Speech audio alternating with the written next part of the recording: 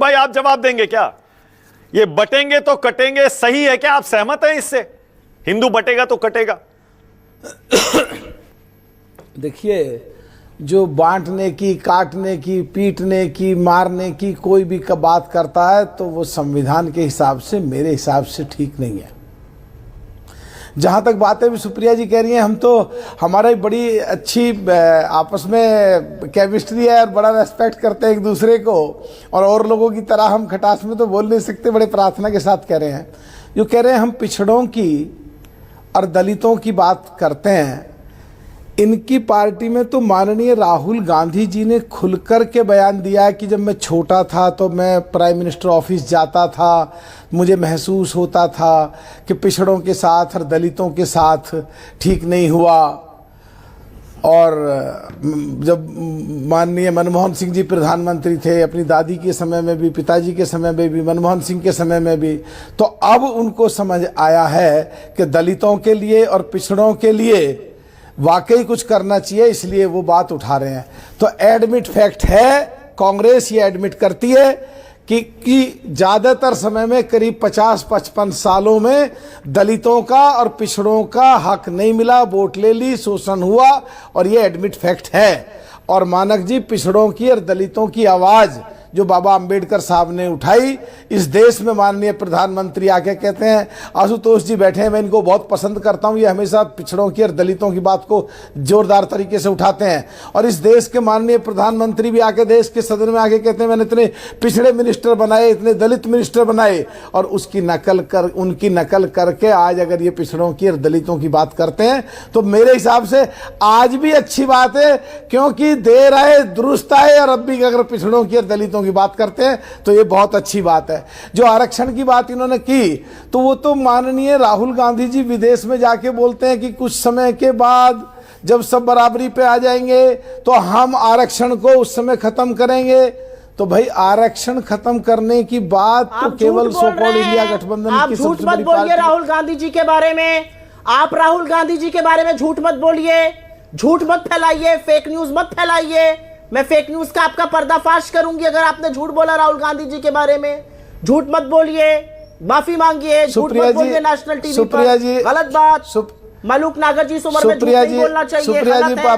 नहीं, झूठ मत। बीजेपी के व्हाट्सएप पढ़ के शो मत करिए, बिल्कुल गलत बात। मलूक जी उम्र में बड़े हैं, सांसद हैं, फेक न्यूज फैलाने वाले मत बनिए, चीप ट्रोल मत बनिए, गलत कर रहे हैं आप। राहुल गांधी के बारे में झूठ मत फैलाइए, मैं आपका फिर पर्दाफाश करूंगी। आप गलत कर रहे हैं, ऐसा मत करिए, ये गलत बात है। मलूक जी, आप एक सम्मानित आदमी है, सांसद है, गरिमा। आप ही बता दीजिए राहुल गांधी ने क्या कहा था, ताकि डिबेट को मैं आगे ले जाऊं।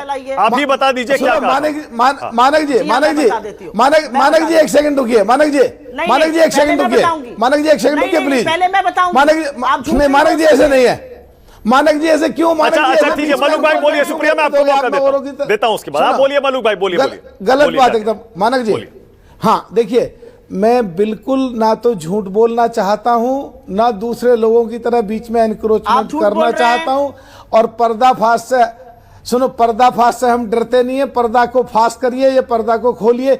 विदेश में जब गए, क्या कहा राहुल गांधी जी ने, अब आप बता दीजिए। चलिए, झूठ बोल रहे हैं, ये झूठ बोल रहे हैं। अब मैं आपको असलियत बता देती हूँ। अब बताइए ना। मानक जी, राहुल जी से पूछा, आप बताइए सच क्या है। बता रही हूँ, शांत रहिए, मैं बता रही हूँ सच। और इस सच को गांठ बांध लीजिएगा। और अभी थोड़ी देर में आपके फोन पर वो बाइट भी भेज दूंगी, जिससे अगली बार जो ऐसे बीजेपी के चिप टाइप आके झूठ बोलते हैं ना, वो काम आप मत करिए।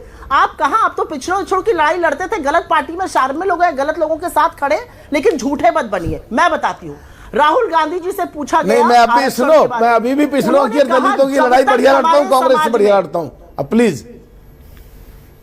अच्छा शांत रहिए, अब शांत रहिए, उसका सर्टिफिकेट तो आपको जनता देगी। अभी राहुल जी से पूछा गया आरक्षण के बारे में, उन्होंने कहा जब तक हमारे समाज में कुरीतियां हैं, जब तक हमारे समाज में बराबरी नहीं है, जब तक SC ST पिछड़ों के साथ विभिन्नता की जाएगी तब तक आरक्षण बना रहेगा। यही शब्द बाबा साहब अंबेडकर के भी हैं।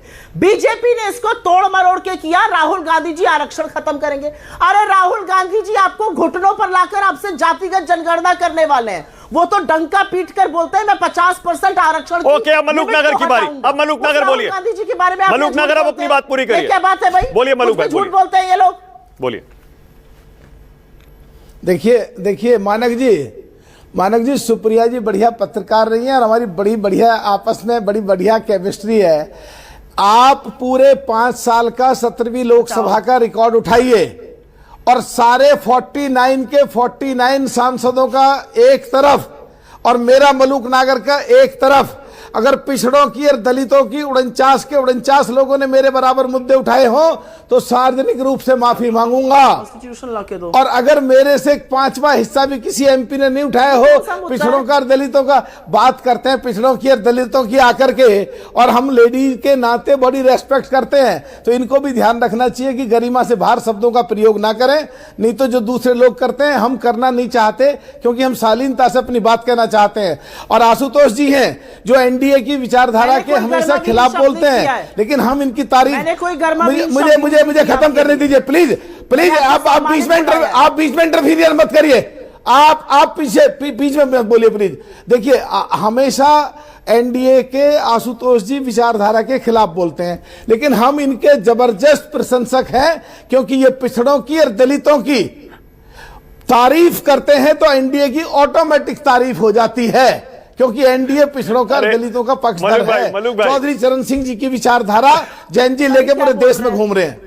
अच्छा ओके, मलूक भाई आशुतोष एनडीए की विचारधारा के खिलाफ बोलते हैं। आपने तो उन्हें ऐसे पेंट कर दिया कि जैसे वो हर दिन आप ही के खिलाफ बोलते हैं। अरे भाई बहुत सारे मुद्दों पर उनकी राय आपकी पार्टी से, बीजेपी से मिलती भी है, कई बार किसी पार्टी से मिलती है, कई बार वो कांग्रेस को भी क्रिटिसाइज करते हैं, कई बार और सारे विपक्षी दलों को भी क्रिटिसाइज करते हैं। तो प्लीज ऐसे मत बोलिए कि एनडीए के खिलाफ ही उनकी विचारधारा या उनकी बातें। आपने सुनो, मैं अगर आपको लगा शब्द वापस लेता हूं, लेकिन मेरे आधे शब्द आपने सुने, आधे सुने ही नहीं जिनमें मैं तारीफ कर रहा हूं इनकी।